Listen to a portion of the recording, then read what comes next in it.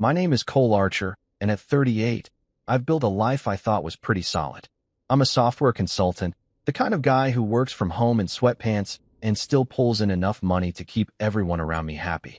My wife, Lillian, her mother, Vivian, and even her lazy cousin, Ezra, they all depend on me, and I've never minded too much. I mean, I married into this loud, messy Southern family 8 years ago, and I figured that's just how it works. They're a little wild, always talking over each other, laughing too loud, and planning things I'd never dream up on my own. I used to call it eccentric, charming, even. But lately, I'm starting to see it's more than that. They don't just lean on me.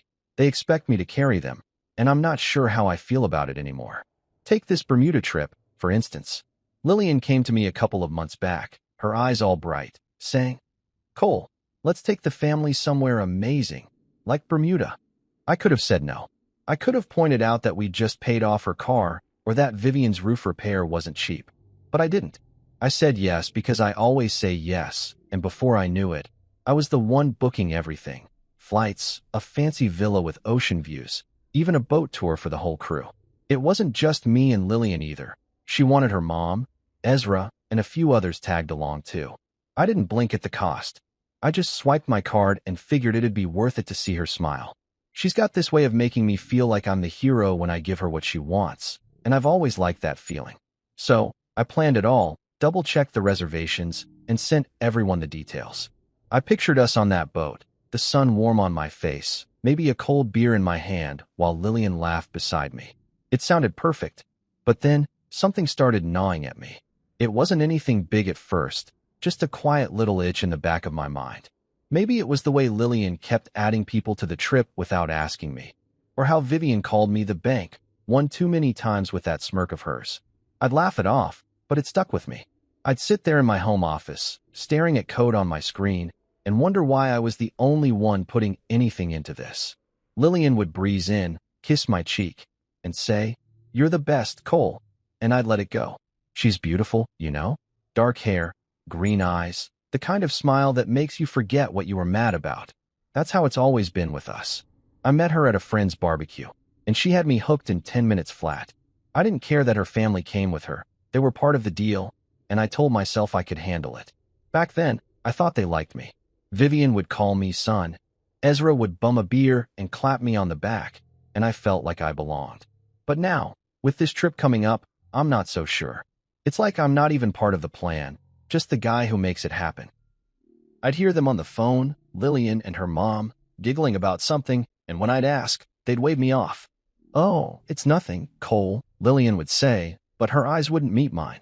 I started paying attention after that. Like when Ezra dropped by unannounced last week, sprawled on my couch, and said, "Man, this Bermuda thing's gonna be epic. Thanks for footing the bill." He grinned like it was a joke, but it didn't feel funny. I nodded, kept my mouth shut, and went back to my laptop. I didn't want to start a fight, not yet. I told myself I was overthinking it. Families are messy, right? They bicker, they push, they take, but they're still family. I've never had a big one of my own, just a quiet dad who passed when I was 20 and a mom who lives across the country now. Lillian's clan filled that gap for me, and I didn't mind the noise. At least, I didn't used to. But as the trip got closer, that itch turned into something heavier. I'd catch Vivian whispering to Lillian in the kitchen, their voices dropping when I walked in. One night, I overheard Ezra on the phone saying, "Yeah, Cole's got it covered. He always does. Always does." Those words stuck in my chest like a splinter.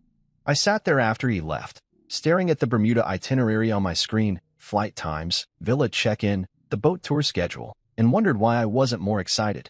I should have been. I'd worked hard for this. My job's good, steady, the kind of gig that lets me afford nice things without breaking a sweat. I'm not flashy about it, though. I drive a used truck, wear the same sneakers until they fall apart. The money's for them, Lillian, Vivian, Ezra, for the life I thought we were building together. But sitting there, alone in my office with the house quiet, I couldn't shake the feeling that something was off. Not just off, wrong. Like I'd missed a step somewhere and was about to trip. I didn't know what it was yet, but it was there, simmering under the surface, waiting for me to figure it out. 2 weeks before we were supposed to leave, it hit me full force. Vivian called me over for dinner, and I walked into something I never saw coming. But that's another story, one I'll get to soon enough. For now, I'm just Cole Archer, the guy who thought he had it all under control, staring at a trip I paid for and wondering why it didn't feel like mine anymore. 2 weeks before we were supposed to fly out to Bermuda, I got a call from Vivian, my mother-in-law, inviting me over for dinner at her place. She's got this big, creaky house about 20 minutes from ours, all wood floors and faded wallpaper, the kind of place that smells like fried chicken and mothballs no matter what's cooking. I didn't think much of it. Vivian loves her family dinners, and I've been dragged to plenty of them over the years. Lillian said she'd meet me there, so I threw on a clean shirt, grabbed my keys, and drove over, figuring it'd be the usual chaos. Loud stories, too much food, and Vivian bossing everyone around. I wasn't wrong about the chaos, but I had no idea what I was walking into. When I pulled up, the driveway was packed, Lillian's car, her Aunt Ruth's old sedan, even a couple of vehicles I didn't recognize. I stepped inside, and the air hit me thick with wine and chatter. Vivian was at the head of the dining table, her gray hair pulled back tight, waving a glass like she was toasting the room. Lillian sat next to her, picking at a plate of cornbread, her green eyes flicking up to me for half a second before dropping again. Ruth was there too, her loud laugh cutting through the noise, and two of Lillian's friends, Carrie and Beth, I think, were giggling over something on their phones. Ezra wasn't around, which was odd, but I didn't dwell on it. I slid into the empty chair next to Lillian, gave her a quick kiss on the cheek, and said, "Hey, looks like a party." She smiled, but it was tight, like she was holding something back. I should have noticed that right away, but I was too busy grabbing a roll and nodding at Vivian's latest rant about her neighbor's dog. The wine kept flowing, and I stuck to water. I've never been big on drinking, especially not around this crowd. Everything felt normal enough until Vivian set her glass down hard, cleared her throat, and said, "Cole, we've made a small change to the trip." The room went quiet, and I felt every pair of eyes land on me. I put my roll down slow, wiped my hands on a napkin, and looked at her. "What kind of change?" I asked, keeping my voice steady. Lillian jumped in before Vivian could answer, her words spilling out fast. "I invited Jonah, just for a few days." Jonah, her ex-husband. The guy who'd crashed our wedding rehearsal 8 years ago, drunk as hell, yelling about how I'd stolen his girl. He'd shoved me into a table, and it took Ezra and 2 ushers to drag him out. I hadn't seen him since, but his name still made my jaw tighten. I turned to Lillian, waiting for her to meet my eyes, but she wouldn't. She just stared at her plate, crumbling that cornbread into dust. "Jonah," I said, real slow, letting it sink in. "You invited Jonah to the trip I'm paying for." She nodded, quick and sharp, like it was no big deal. Before I could even process that, Vivian leaned forward, her smirk sharp as a knife, and added, "And Mark will join too. You know, your wife's high school sweetheart." Carrie and Beth burst into giggles, like this was some hilarious sitcom moment. Mark, the guy Lillian dated for 3 years before college, the one she'd brought up a few too many times when we first got together, always with this little smile like she was testing me. I hadn't heard his name in years, and now he was tagging along to Bermuda? My Bermuda? I felt my pulse kick up, but I kept my face blank. Vivian wasn't done. She sipped her wine, eyeing me over the rim, and said, "Since you're not feeling the vibe, Cole, we'll just give your ticket to Mark." Ruth snorted, then covered it with a cough. Lillian still wouldn't look at me. The room spun a little, not from wine, but from the sheer guts of what they were pulling. I leaned back in my chair, crossed my arms, and let the silence stretch. "Let me get this straight," I said, my voice low but clear. "You're telling me you've invited 2 guys my wife used to sleep with to a vacation I planned and paid for, and now you're kicking me off it?" Vivian shrugged, like I was being dramatic. "It's not like that, Cole. We just thought it'd be fun." Fun. That word hit me like a slap.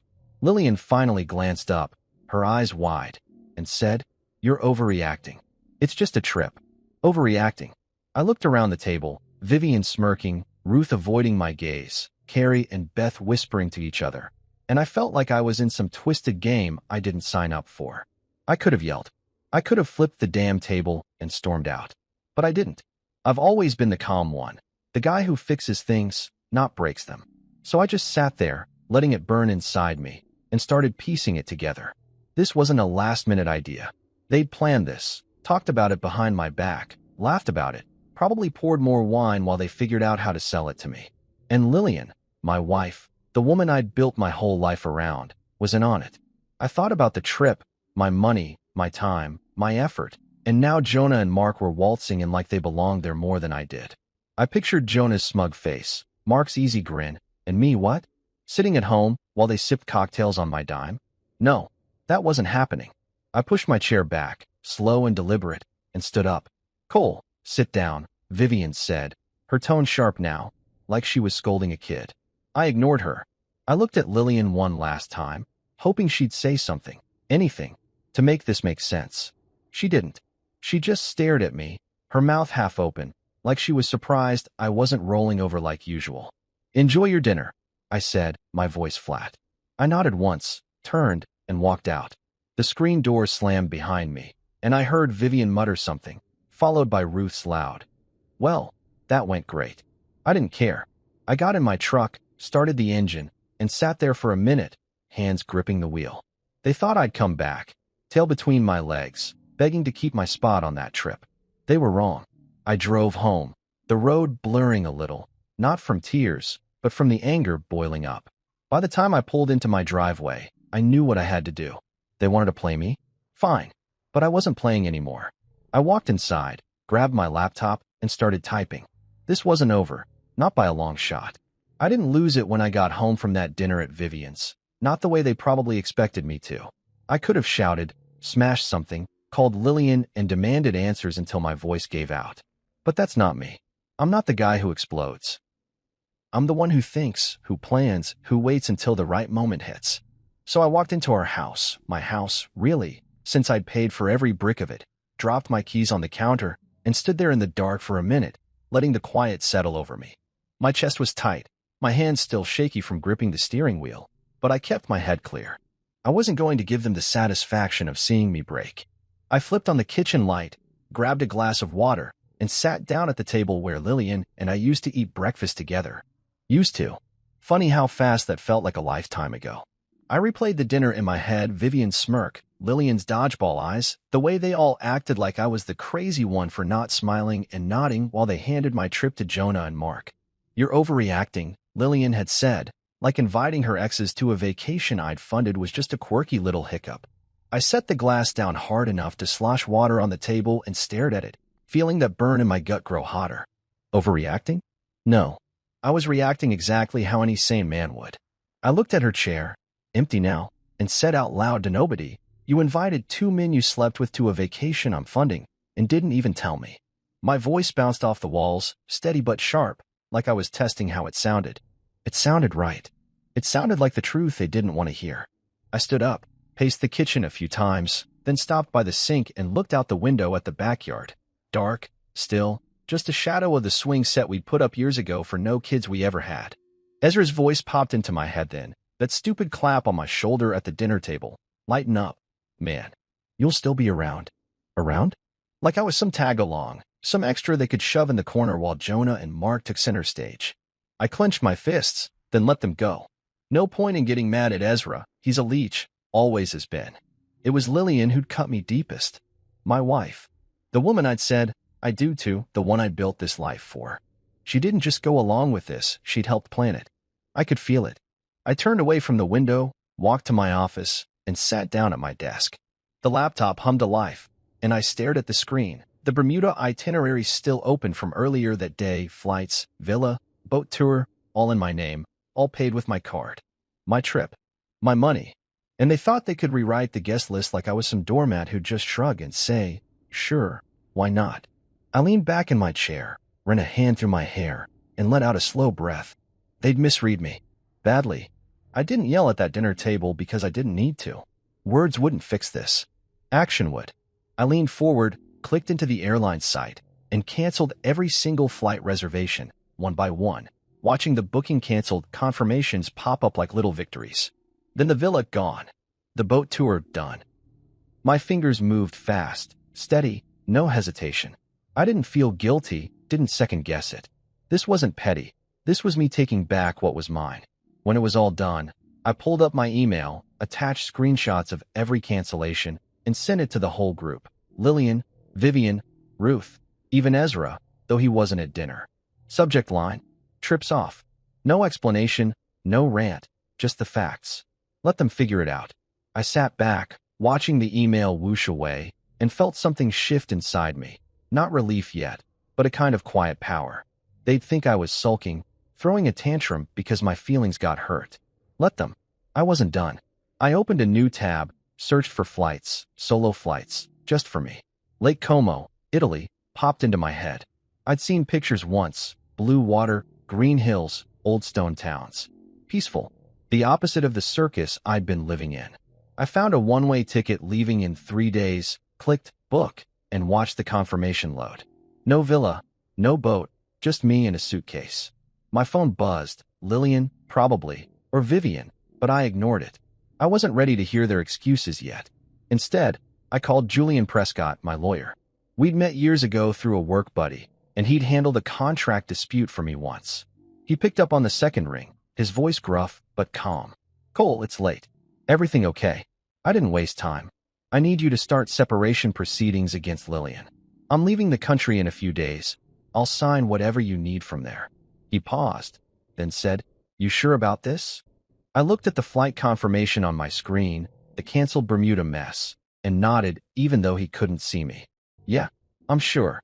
He didn't push, just said, "I'll get it rolling. Stay safe, man." We hung up, and I leaned back again, the house silent except for the hum of the laptop. My phone kept buzzing. 5 times, 10, a dozen. Texts, calls, probably the whole family losing their minds. I didn't check. I shut the phone off, set it face down on the desk, and stood up. The air felt different now, lighter, like I'd shaken off a weight I didn't even know I was carrying. I walked to the bedroom, pulled a suitcase from the closet, and started packing, slowly, deliberately, just the basics.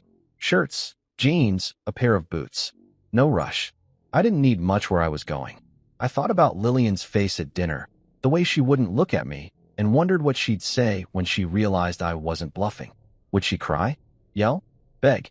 I didn't know, and for the first time in years, I didn't care. I zipped the suitcase shut, set it by the door, and went back to my office. I opened a notebook, one I hadn't touched in forever, and started writing. Just a line at first. Tonight, I took my life back. It wasn't dramatic, it was true. I closed the book, turned off the light, and went to bed. The storm was coming. They'd make sure of that. But for now, I slept better than I had in months. 10 minutes after I hit send on that email with the cancellation screenshots, my phone lit up like a fireworks show. I'd turned it back on just to see how they'd react, and man, they didn't disappoint. I sat there in my office chair, the laptop still glowing with my Lake Como flight confirmation, and watched the chaos unfold. The group chat, some family thread Lillian had named Archer Clan, years ago, exploded first. Lillian's message popped up. "Where are the bookings?"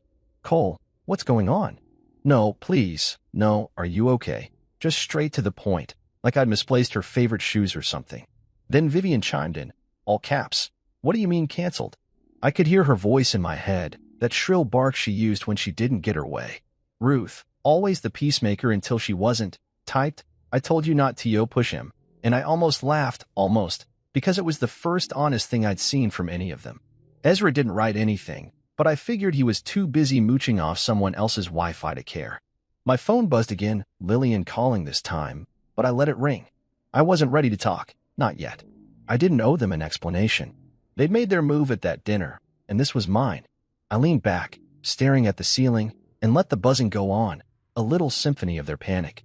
It felt good, not cruel good, just fair. I'd spent years bending over backwards for these people, and the one time I said no, they thought they could steamroll me anyway. Not this time. I set the phone down, muted it, and turned back to my laptop. Lake Como was waiting, and I wasn't about to let their meltdown derail me. I pulled up the flight details again, departing in 3 days, one way, no return date. I didn't need one. I'd figure that out later. The ticket was cheap enough, and I had savings, money Lillian didn't even know about, tucked away in an account I'd set up years ago for emergencies. This qualified. I booked a small hotel too, nothing fancy, just a room with a view of the lake. I pictured myself there, sipping coffee on a balcony, no voices nagging in my ear, no demands pulling me 10 different ways. It wasn't revenge, it was escape, and it felt right. My phone kept vibrating on the desk, a silent tantrum I could ignore. I didn't need to read the rest of their messages to know what they'd say, anger, guilt trips, maybe some fake tears thrown in for good measure. I'd seen it all before. Like that time Vivian borrowed $2,000 from me for her car and cried when I asked for it back. Or when Lillian swore she'd pay half the mortgage someday, then never did. I'd let it slide every time, told myself it was fine, that I could handle it. But this? Inviting Jonah and Mark, kicking me off my own trip? That wasn't fine. That was a line they didn't get to cross. I stood up, stretched, and walked to the kitchen to grab a beer, something I rarely did, but tonight called for it. The house was quiet, just the hum of the fridge and the clink of the bottle against the counter. I popped the cap, took a long sip, and leaned against the sink, thinking they'd figure out soon enough that I wasn't bluffing. The trip was gone: flights, villa, boat, all of it, and they couldn't undo that. I'd locked them out of my accounts months ago, a habit I'd picked up after Vivian tried using my credit card for business expenses without asking. They had no leverage now, no way to guilt me back into line. I took another sip and smiled a little, picturing their faces when they realized it. My phone buzzed again, probably 15 calls by now, but I left it in the office. I didn't need the noise. Instead, I opened my email and wrote to Julian, my lawyer. "Initiate separation proceedings," I typed. "I'll be out of the country soon. Send me whatever I need to sign digitally." I hit send, no hesitation. Julian would handle it. He was good like that. No nonsense, just results. I'd known him long enough to trust he'd keep this clean and quiet, at least on my end. Lillian could scream all she wanted. The law didn't care about her feelings. I finished the beer, tossed the bottle in the recycling, and went back to my office. My phone was a mess of notifications, missed calls from Lillian, Vivian, even Ruth, plus a dozen texts I didn't bother opening. I turned it off completely this time, slid it into a drawer, and shut the laptop. The house felt bigger without their voices bouncing around in my head, like I could finally hear myself think. I walked to the bedroom, kicked off my shoes, and sat on the edge of the bed, our bed, though it hadn't felt like that in a while. Lillian's side was still messy, a tangle of sheets and a pillow she'd hugged more than me lately. I didn't touch it. Let her deal with it when she came back, if she came back. I lay down, staring at the ceiling, and let my mind drift to Como. I'd never been to Italy, never even left the States much, but it called to me now. I imagined the water, the mountains, the kind of quiet that didn't come with strings attached. I'd be gone before they could corner me, before they could twist this into something I'd feel bad about. They'd try, I knew that. Vivian with her lectures, Lillian with her tears, but I'd be halfway across the world, out of reach. I rolled over, grabbed my notebook from the nightstand, and wrote another line. They thought they'd win. They didn't. It wasn't much, but it was enough. I closed the book, turned off the lamp, and lay there in the dark, listening to the house settle. My phone stayed off, their messages piling up in silence. I didn't care. I'd said what I needed to with those cancellations, with that flight to Como, with that email to Julian. They'd get the message soon enough. Not the one they wanted, but the one they deserved. I closed my eyes, the beer settling warm in my stomach, and let myself relax. The storm was theirs now, not mine. I'd be on a plane in 3 days, and whatever they threw at me between now and then, I'd handle it. I always did. But this time, it'd be on my terms, not theirs. Sleep came easy, and for once, I didn't dream of Lillian's voice or Vivian's smirk. Just water, blue and endless, stretching out ahead of me. 3 days after I canceled the Bermuda trip and booked my flight to Lake Como, I was gone. I didn't stick around to watch the fallout in person, didn't need to. I'd packed my suitcase, locked up the house, and driven myself to the airport with the radio off. Just me and the hum of the engine. The flight was long, but I didn't mind. Every mile between me and them felt like a knot loosening in my chest. I landed in Italy, took a shuttle to my little hotel by the lake, and settled in with nothing but a backpack and a clean slate. I didn't check my phone for a while. Kept it off, actually, because I wasn't ready to deal with whatever mess they'd left behind. But a week later, I got curious. I turned it on, connected to the hotel's Wi-Fi, and let the notifications roll in. That's when I heard what happened at the airport back home, pieced together from texts, voicemails, and a few gleeful DMs from people who weren't on Lillian's side anymore.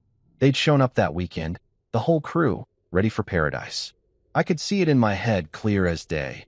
Vivian in one of her loud floral dresses, barking at Ezra to carry her bags, Lillian fussing with her hair, maybe even Jonah and Mark strutting around like they owned the place.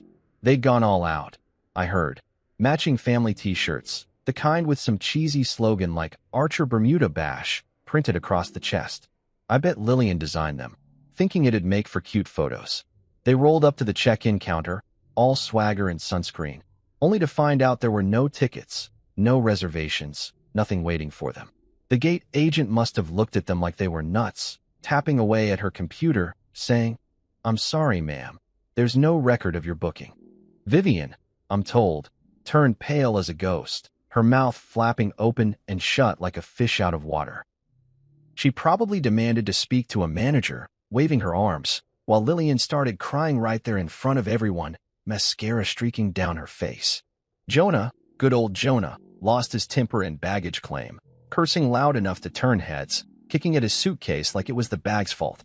Mark, from what I heard, just shrugged, said, "Well, this sucks," and walked off to the parking lot without a backward glance. Ruth tried to calm them down, but Ezra's girlfriend, Brielle, later told me it was a total circus, people staring, kids pointing, the whole family unraveling right there in the terminal. I sat on my hotel balcony, a tiny thing overlooking Lake Como, sipping espresso from a chipped mug, and pictured every second of it. The water stretched out in front of me, blue and calm, little boats bobbing along like they didn't have a care in the world. I didn't laugh out loud, but I felt light, lighter than I had in years. They built this big, shiny plane on my back, and when I pulled out, it crashed down hard. I didn't feel bad, not even a little. They'd earned it. I took another sip, the coffee bitter and strong, and leaned back in the wobbly metal chair. The air smelled clean, like pine and water, nothing like the heavy humidity back home. I'd been in Como a few days by then, wandering the narrow streets, eating pasta at hole-in-the-wall spots, letting the sun warm my face without anyone telling me what to do next. It was the first time in forever I wasn't running someone else's errands or paying someone else's bills. I'd left them with nothing, no flights, no villa, no yacht, and it felt like I'd finally taken something for myself. Brielle's DM popped up while I was scrolling. You should have seen their faces. Cole. Total meltdown. Wish I'd recorded it. She'd attached a blurry photo, Vivian yelling at a counter agent, Lillian slumped in a chair, head in her hands. I zoomed in, studied it for a minute, then closed it. I didn't need the proof. I could imagine it fine. I wrote back, "Thanks for the update. Glad I missed it," and left it at that. She'd been texting me bits and pieces since I left. Nothing pushy, just little updates. I liked her. She'd never bought into the family's nonsense, even if Ezra did. I set the phone down, picked up my notebook, and started writing again. I'd been doing that a lot, jotting down thoughts, moments, stuff I didn't want to forget. Day 5 in Como, I wrote. They fell apart without me. I didn't. Simple, but true. I closed the book and stood up, stretching my arms over my head. The lake glittered under the afternoon sun, and I decided to walk down to it, maybe dip my feet in. I grabbed my shoes, locked the room, and headed out, the cobblestone path cool under my soles. I wasn't lonely, not like I thought I'd be. Back home, I'd always been surrounded, but it was a crowd that drained me, not filled me up. Here, alone, I was starting to feel alive. I passed an old guy fishing off a dock, nodded at him, and he nodded back, no words needed. I kept going, found a quiet spot by the water, and sat down on a smooth rock. The lake lapped at the shore, soft and steady, and I let my mind wander. I wondered what Lillian said to the gate agent, probably some sob story about her mean husband ruining everything. I wondered if Vivian tried to bribe someone, flashing that fake charm she thought worked on everyone. I wondered if Jonah punched a wall when he got home, or if Mark just laughed it off like he didn't care either way. Didn't matter. They weren't my problem anymore. I kicked off my shoes, rolled up my jeans, and stuck my feet in the water, cold, sharp, waking me up. I stayed there a while, watching the sun dip lower, the sky turning pink and gold. My phone buzzed again, another voicemail, probably Vivian this time, but I didn't check it. I didn't need to hear her voice to know she'd blame me, call me selfish, say I'd ruined their fun. Let her. I wasn't going back to fix it. I pulled my feet out, shook them dry, and stood up. The walk back to the hotel was slow, easy, my shadows stretching long on the path. I'd started living, really living, and they couldn't touch that. Not here. Not anymore. I'd been in Lake Como for about 2 weeks when I finally logged into social media again. Not because I missed it, but because I wanted to see how they were spinning the mess I'd left behind. I'd kept my phone off most of the time, letting the quiet of Italy soak into me. But curiosity got the better of me one morning. I was sitting at a small cafe near the lake, a plate of warm bread and a coffee in front of me, the water sparkling under a clear sky. I pulled out my phone, connected to the cafe's Wi-Fi, and opened the app one hadn't touched since before the dinner ambush. The first thing I saw was Lillian's post, pinned at the top of her profile like a billboard. "My husband abandoned us," she wrote. "We made one harmless change to a trip, and he lost it. Canceled everything and left us stranded. I'm heartbroken." I read it twice, letting the words sink in, and took a slow sip of coffee. Heartbroken? That's what she was going with. I scrolled down, and there was Vivian, right on cue, commenting under it. "He's unstable. That's what he is." Poor Lillian, stuck with a man who'd rather run than talk. I set the cup down and leaned back in my chair, staring at the screen. Unstable. Abandoned. Harmless change. They'd turned it into a soap opera, and I was the villain, some unhinged guy who flipped out over nothing and ditched his family. I could have been mad, could have typed up a big rant right there to set the record straight, but I didn't. I just kept scrolling, watching their story unfold. A few of Lillian's friends had chimed in. Carrie with a sad emoji, Beth with a "you deserve better" girl, and some random cousins I barely knew had liked it. It was a performance, all of it, polished up to make them look like victims and me like the bad guy. I pictured Lillian typing it out, maybe sniffling for effect, Vivian nodding over her shoulder, both of them sure this would win them the crowd. I shook my head, almost impressed by how fast they'd flipped the script. Almost. I took a bite of bread, chewed slow, and thought about what they weren't saying, how they'd invited Jonah and Mark, how they'd tried to kick me off my own trip, how they'd planned it behind my back. None of that made it to their little online pity party. I was about to close the app when a message popped up, not from them, but from Brielle, Ezra's girlfriend. "Hey, Cole," she wrote. "They crossed the line with this one. If you need receipts, I've got screenshots. They're full of it." I paused, my thumb hovering over the screen. "Receipts?" I typed back, "What kind of receipts?" and waited. She didn't take long. A minute later, my phone pinged with a string of images, group chat logs, text threads, even a photo of a hotel receipt. I opened the first one, a chat between Lillian and Jonah from 3 months ago. "Miss you," she'd written. "Dinner soon?" His reply, "You know I'm there. Cole won't mind." Her answer, "He never does." I stared at that for a long time, the bread forgotten on my plate. 3 months. Not a spur-of-the-moment invite for Bermuda. This had been going on for a while. I swiped to the next screenshot, Lillian and Vivian, plotting. "Jonah's in," Vivian wrote. "Mark too. Cole will get over it." Lillian, "He'll pay for it either way." I felt my stomach twist, not from hunger but from the cold, hard truth of it. They'd been scheming this for months, secret dinners with Jonah, sneaky hotel meetups, even a burner phone she'd shared with him, according to Brielle's notes. I opened the hotel receipt, some cheap place an hour from our house, booked under her name, paid with cash. Then the kicker, a text from Lillian to Mark, sent weeks before the dinner, with my Bermuda itinerary attached. "Pick whatever excursions you want," she'd written. "Cole's got it covered." Mark's reply, "Sweet. Let's make it fun." Fun. There was that word again, the same one Vivian threw at me when she announced they were giving my ticket away. I set the phone down, leaned my elbows on the table, and rubbed my face with both hands. It wasn't just a betrayal, it was a production, a whole play they'd rehearsed while I was busy working, paying bills, thinking we were a team. I looked out at the lake, the water so still it mirrored the mountains, and felt my jaw tighten. They counted on me being the same old Cole, quiet, steady, the guy who'd grumble but never push back. They'd miscalculated. I picked up the phone again, wrote to Brielle. "Thanks. This helps a lot. Keep me posted if anything else comes up." She replied quick, "Will do. You're better off without them." I didn't answer that, just closed the app, finished my coffee, and paid the bill. The waiter smiled, said something in Italian I didn't catch, and I nodded back, distracted. I stepped outside, the air cool against my skin, and started walking along the lake path. The screenshots burned in my mind. Every word, every date, every lie piling up like bricks.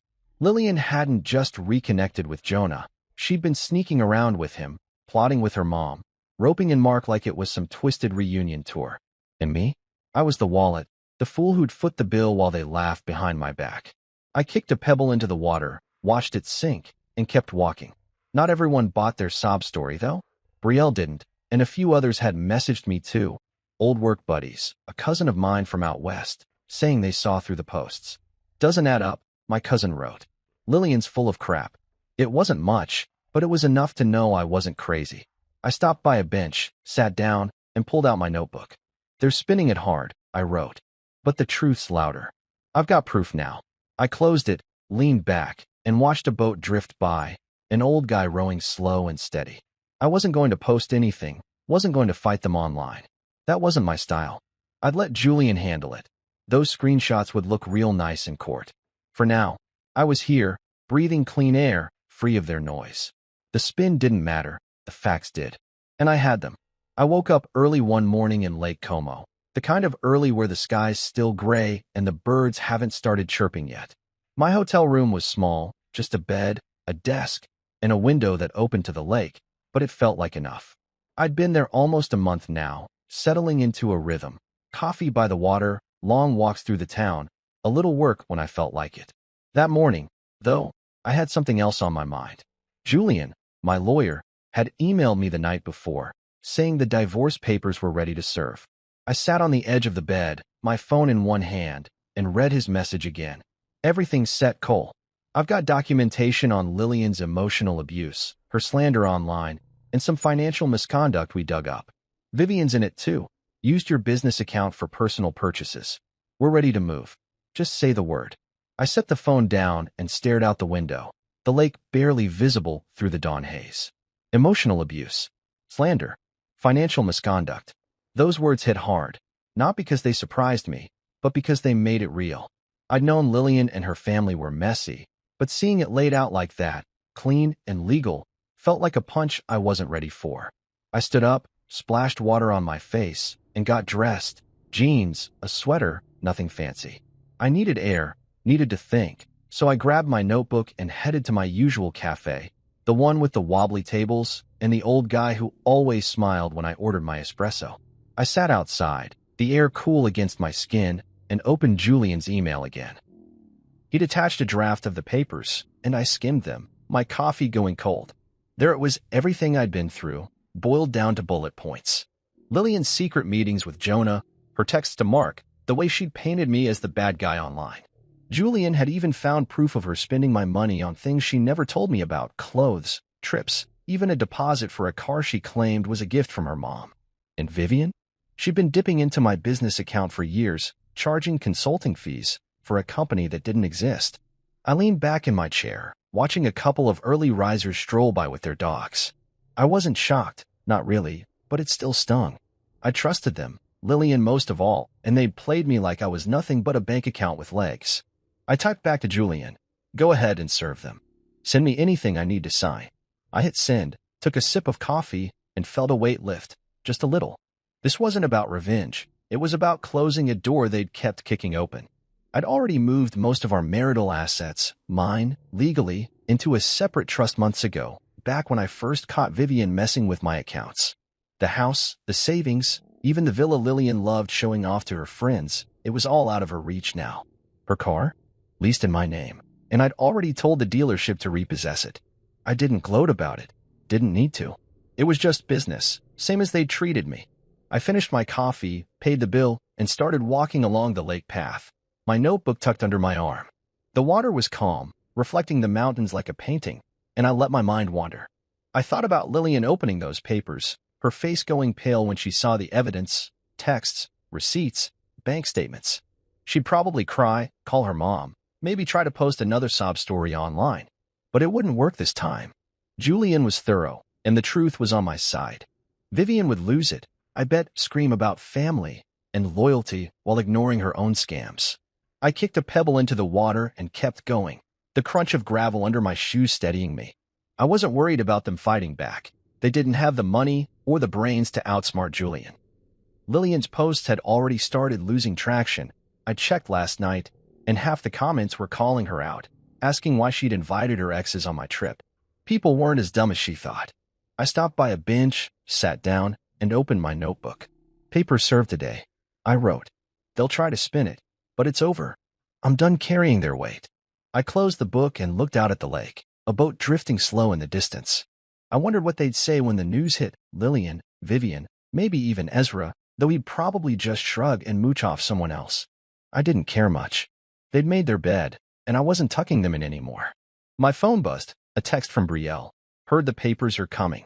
Good for you. Lillian's been whining to anyone who'll listen. I smiled, typed back, thanks for the heads up, and left it at that. Brielle had been a lifeline, feeding me bits of truth when I needed it most. I stood up, stretched, and kept walking, the path curving toward the town square. I passed a market setting up, old ladies selling cheese, kids chasing each other around crates, and felt a pang of something I couldn't name. Not sadness, not regret, but relief, maybe mixed with a little ache for what could have been.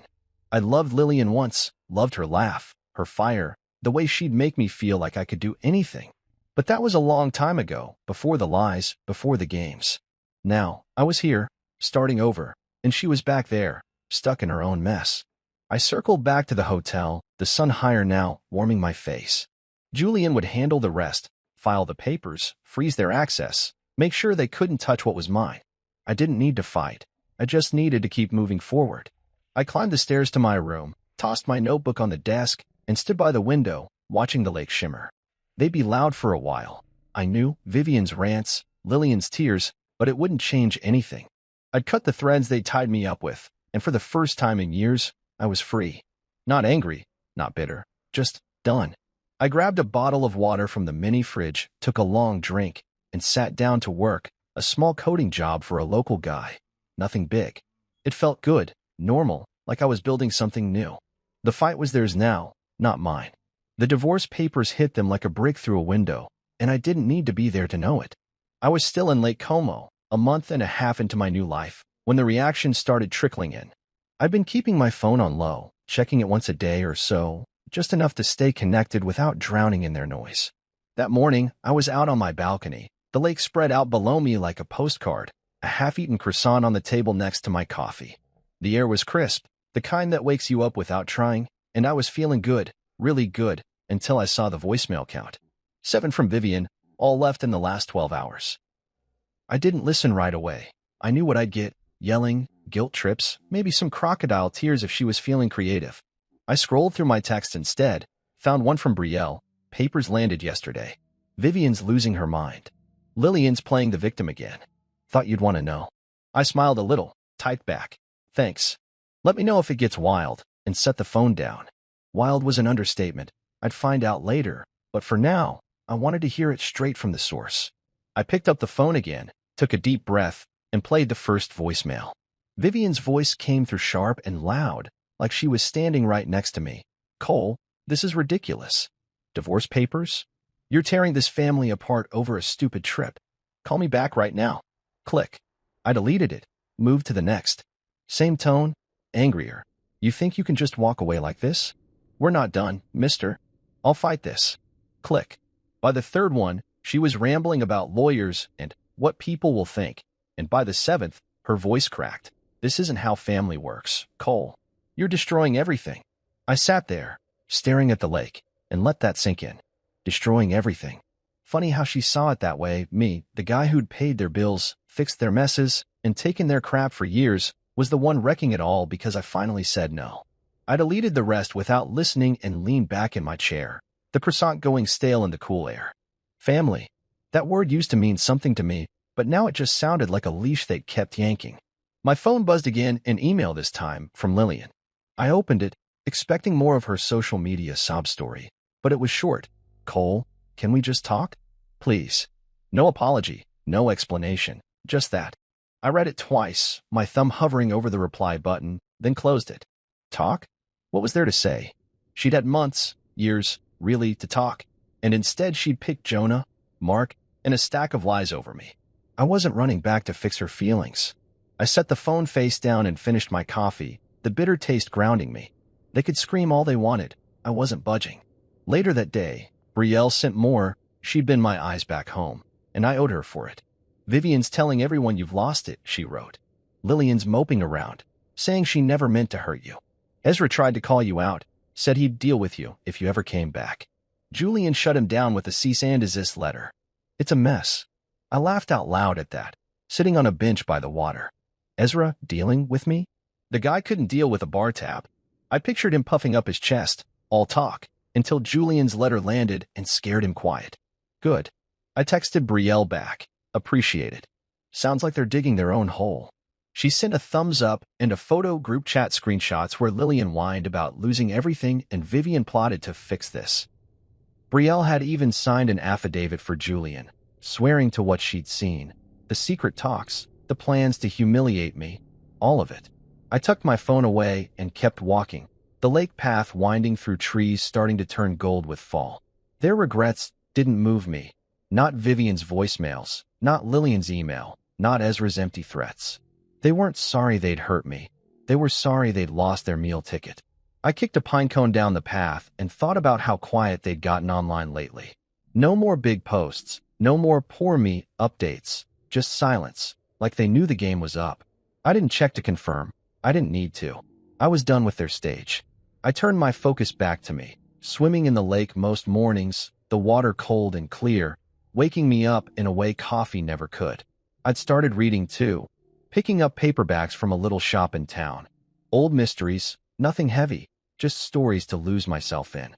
I even signed up for Italian lessons with a guy named Marco, a retired teacher who laughed at my accent but kept me going. Piano, piano, he'd say, slowly, slowly, and I liked that. No rush, no pressure. I'd hike too, up through the olive groves above Como, the air smelling like earth and leaves, my legs burning by the end, but my head clear. I stopped by the water again, sat on a rock, and pulled out my notebook. They're yelling, I wrote. I'm not listening. This is my time now. I closed it, leaned back, and watched the sun dip lower, painting the lake orange. Vivian could leave 100 voicemails. Lillian could beg all she wanted. It didn't change the papers, the trust, the life I was building. I stood up, brushed off my jeans, and headed back to the hotel, the path familiar under my feet. My phone stayed quiet the rest of the day, and I liked it that way. I cooked a simple dinner. Pasta, some sauce from a jar, a glass of cheap wine, and ate on the balcony, the night settling in soft and cool. They'd regret it eventually, maybe even mean it someday, but I wasn't waiting around for that. I'd spent too long fixing their mistakes. Now, I was fixing me, swimming, reading, learning, walking, and it felt better than anything they'd ever given me. I finished the wine, set the glass down, and went to bed, the lake whispering outside. Their mess was theirs. I was free. Months slipped by in Lake Como, and I barely noticed the time passing until one day I looked at the calendar and realized it had been almost 6 since I'd left home. The divorce finalized quietly. No big courtroom drama, no shouting matches, just a stack of papers signed and emailed to Julian from my little hotel desk. I didn't celebrate when he sent the confirmation, didn't pop champagne or call anyone to gloat. I just sat there, staring at the lake through my window, and felt a kind of peace settle over me, not loud or flashy, but steady, like the water outside.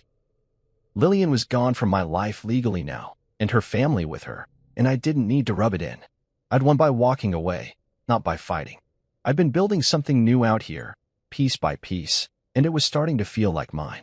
I'd moved out of the hotel a couple months back, renting a small apartment in Milan instead, a one-bedroom place with a balcony, old wooden floors, and a view of a quiet street where kids played soccer until dark.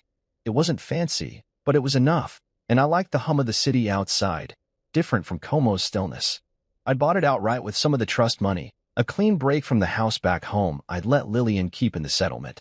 I didn't want it anymore, too many memories, too much of their noise baked into the walls. Here, I could start fresh. I'd been working freelance too, picking up coding jobs for European clients, small stuff mostly, websites and apps, nothing that tied me down. It kept money coming in, kept my mind sharp, and let me set my own hours. I'd sit at my kitchen table, laptop open, a coffee going cold beside me, and lose myself in the work, the kind of focus I hadn't had in years. Back home, I'd always been interrupted, Lillian needing something, Vivian calling, Ezra dropping by unannounced. Now, it was just me, and I liked it that way. I wasn't hiding, though. I'd started going out, meeting people, letting life happen. I'd met Isadora at a market one Sunday, a local artist with dark eyes and a laugh that made me forget what I was saying mid-sentence. She sold paintings, bright, messy things full of color, and we'd gotten to talking when I stopped to look at one. "You're not from here," she'd said. Not a question, just a fact, and I'd nodded, told her I was American, starting over. She didn't pry, just smiled and asked if I'd ever tried painting. I hadn't, but I said yes anyway, and that turned into coffee, then dinner, then a few more dates. She wasn't Lillian, not even close. Isadora didn't lean on me, didn't expect me to fix her world. She just was, and that felt healthy, like a breath I didn't know I needed.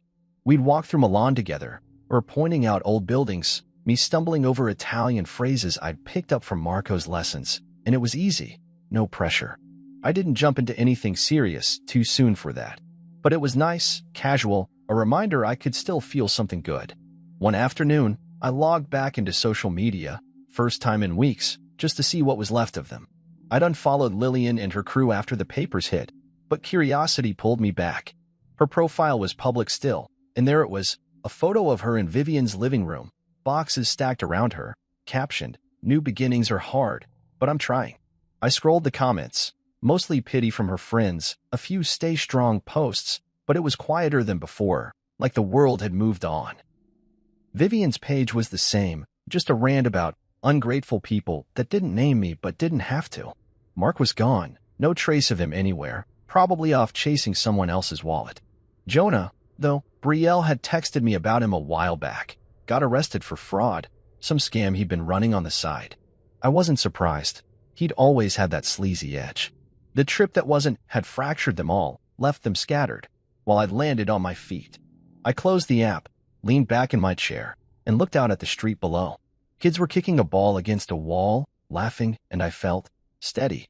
I didn't need to post about my new life, didn't need to shove it in their faces. I was living it. That was enough.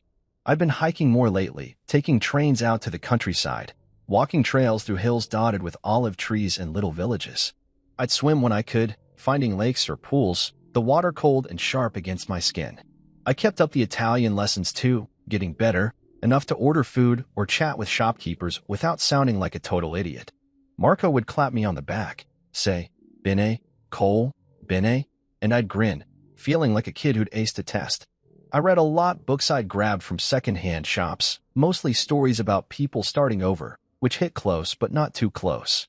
It was a life I'd built without them, and it fit me better than the old one ever had.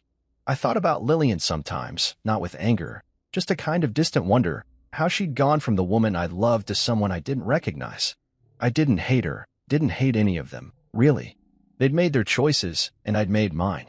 I stood up, grabbed my jacket, and headed out to meet Isadora for coffee. She'd texted earlier, saying she'd found a new spot near the cathedral, and I was game. The walk was quick, the air turning cool with fall, and I found her at a table outside, sketching on a napkin. "You're late," she teased, and I laughed, sat down, ordered an espresso. We talked about nothing big, her art, my coding, the weather, and it was perfect. I didn't need more than that. Back home, they were stuck, fractured, picking up pieces I'd stopped carrying. Here, I was whole, building something real, and it was mine. One morning in Milan, about 8 months after I'd left everything behind, I woke up to a letter slipped under my apartment door. It wasn't fancy, no official stamp, no lawyer's logo, just a plain envelope with my name scratched across it in Lillian's handwriting. I stood there in my boxers, coffee pot gurgling in the kitchen behind me, and stared at it on the floor like it might bite. I hadn't heard from her directly in months, not since that email begging to talk, which I'd ignored, and I wasn't sure I wanted to now. The air smelled like espresso and the bread I'd left on the counter, and outside, the street was waking up with the clatter of bikes and voices. I picked up the letter, turned it over in my hands, and felt a flicker of something, not anger, not curiosity, just a kind of tired wondering. I poured my coffee, sat at the kitchen table, and opened it slow, like I was peeling back a bandage. Inside was a single page, her words neat but shaky. "Cole, I know you don't owe me anything, but I need to say this. You were right. I was cruel. I got caught up in stupid games with Mom and Jonah and Mark, and I didn't see what it did to you. You didn't deserve any of it. I'm sorry. If you ever want to talk, here's my number." She'd scribbled it at the bottom, same old number I deleted from my phone a lifetime ago.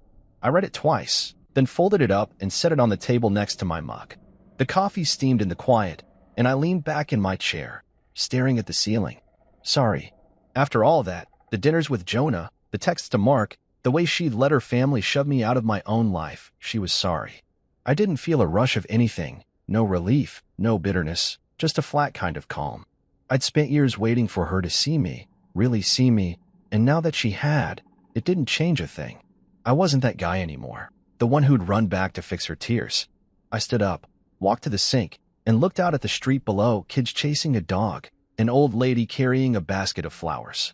I thought about calling her, just for a second, imagining her voice on the line, soft and pleading. But what would I say? It's okay? It wasn't. I forgive you? I didn't, not fully, not yet. I didn't hate her, didn't wish her harm, but forgiveness wasn't mine to give anymore. I'd moved on, and she was still back there, stuck in the wreckage she'd helped build.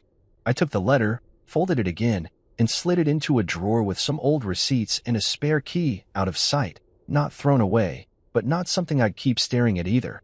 I finished my coffee, rinsed the mug, and got dressed, jeans, a sweater, my boots scuffed from hiking. I had a job to finish today, a website for a local cafe owner, and then I was meeting Isadora for lunch. That was my life now, work I liked, people I chose, a rhythm that fit me. I grabbed my laptop bag, locked the door, and stepped out into the Milan morning, the air cool and sharp against my face.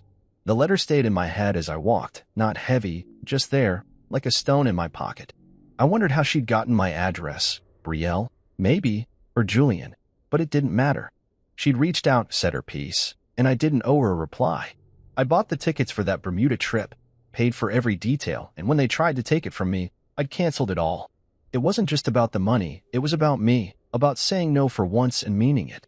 I turned a corner, passed a guy playing guitar for coins, and kept going, the city buzzing around me. Lillian's apology didn't pull me back. It just closed a chapter I'd already finished writing. I got to the cafe where I liked to work, ordered another espresso, and set up my laptop by the window. The owner waved, called me Senior Cole, with a grin, and I nodded back, feeling at home. I opened my code, started typing, and let the world fade, lines of logic, clean and simple, no drama, no lies. An hour later, my phone buzzed, a text from Isadora, lunch at noon? New place by the park. I smiled, wrote back, see you there, and kept working. That was my day, quiet, mine, no one else's. I thought about the old me sometimes, the Cole who'd nod and pay and let them walk all over him. He was gone, not dead, just done. I'd taken that one-way ticket to Como, turned it into a life in Milan, and it was the best decision I'd ever made. I finished the job, sent it off, and headed to meet Isadora, the sun high now, warming the streets. She was waiting by a fountain, sketching on a pad, and waved when she saw me. You look happy, she said, and I shrugged, said, I am. We ate sandwiches on a bench, talked about our next painting, my next hike, nothing deep, just easy. Back home, they'd fallen apart, Lillian with her mom, Jonah in jail, Vivian ranting to an empty audience, but I didn't need to watch it. I'd heard enough from Brielle over the months, the family fractured, the trip a memory they couldn't rewrite. My story didn't end with a big showdown or a tearful reunion. It ended here, quiet, with me walking back to my apartment after lunch, the letter in the drawer where I'd left it. I didn't burn it, didn't frame it, just let it be. My name is Cole Archer, and I bought the tickets. I canceled them. I walked away. And now, I'm free, not loud about it, not showy, just living. I got home, kicked off my boots, and stood on my balcony, the city stretching out below. The sun dipped low, painting the sky gold, and I breathed it in. Peace. That's what it was. Pure, simple peace.